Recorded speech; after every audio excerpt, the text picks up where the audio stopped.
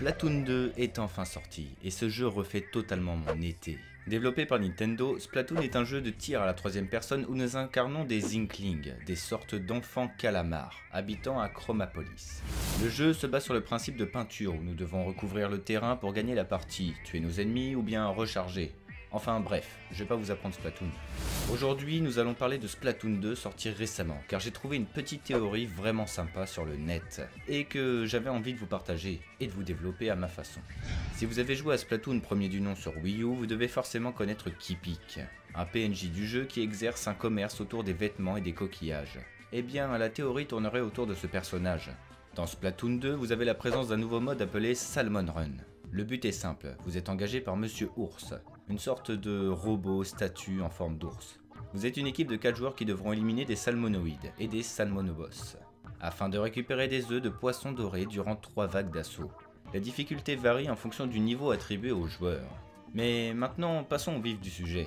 Et si Kipik était en fait Monsieur Ours? Tout d'abord, il faut savoir que Kipik est un homme de business. Comme il est marqué sur un parchemin du mode solo de Splatoon 2, il est dit qu'un article expliquant comment devenir riche rapidement rédigé par un jeune homme à la coupe folle. Je me suis fait 10 millions en un an simplement en posant mon popotin dans la rue. Faites-en autant. Qui croirait pareil sornet? Nous savons que Kipik a maintenant changé de business dans Splatoon 2. Nous le voyons d'ailleurs dans Chromapolis. Il est dans une maison, probablement la sienne, et reste devant un ordinateur. Le parchemin nous indique bien qu'il est passé de la rue à maintenant riche dans une maison.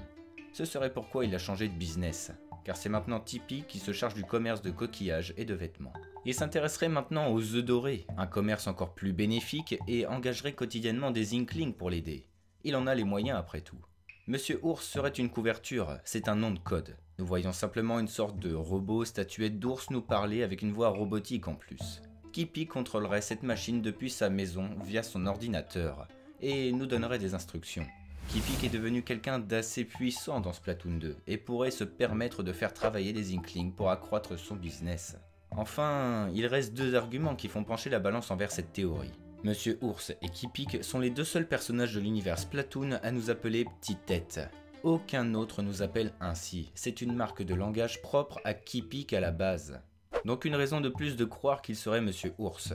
Et puis, après avoir réfléchi de mon côté sur cette théorie, quelque chose m'est venu à l'esprit. Kipik est un oursin à la base, et serait donc Monsieur Ours, son nom de code. Et pour justement cacher son identité, ours serait le diminutif de oursin, qui symbolise Kipik.